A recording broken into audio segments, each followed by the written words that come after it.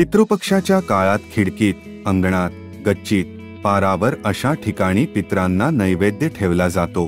पण कावळ्याने चोच लावलीच नाही तर काय करायचे ते आपण आजच्या व्हिडिओमध्ये पाहणार आहोत। आपण जर माहेरची मराठी चॅनेलवर नवीन असाल तर आपल्या चॅनेलला सबस्क्राइब करायला विसरू नका। चला तर मग आजच्या व्हिडिओला सुरुवात करूया। काही वेळा प्रयत्नांची शर्थ करूनही नैवेद्याला काकस्पर्श होत नाही। अशा वेळी दर्भाचा कावळा करून त्याचा स्पर्श करवला जातो। शास्त्राने तात्पुरती तरतूद करून ठेवली असली तरी या घटनेमुळे किंवा नंतर घडलेल्या काही दखलपात्र घटनांमुळे मनाला अस्वस्थता आली तर अब्दपूर्तीनंतर नारायणबली करावा। परंतु कोणत्याही परिस्थितीत काकस्पर्श नाही झाल्याचे कारण सांगून नैवेद्य तसाच सोडून जाऊ नये। तसे करणे शास्त्राविरुद्ध ठरते। याउलट नैवेद्य ठेवल्यावर त्याला काकस्पर्श होत असेल तर ते हे शुभचिन्ह मानले जाते।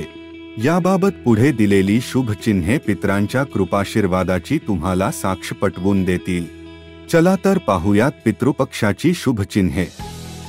जर कावळ्यासाठी, कुत्र्यांसाठी, गायींसाठी ठेवलेले अन्न ते क्षणाचाही विलंबन करता खात असतील तर हे लक्षण आहे की पूर्वज तुमच्यावर समाधानी आहेत आणि ते तुम्ही दिलेले अन्न स्वीकारत आहेत, तसेच तुमची सेवा त्यांच्यापर्यंत यथायोग्य पोहोचत आहे।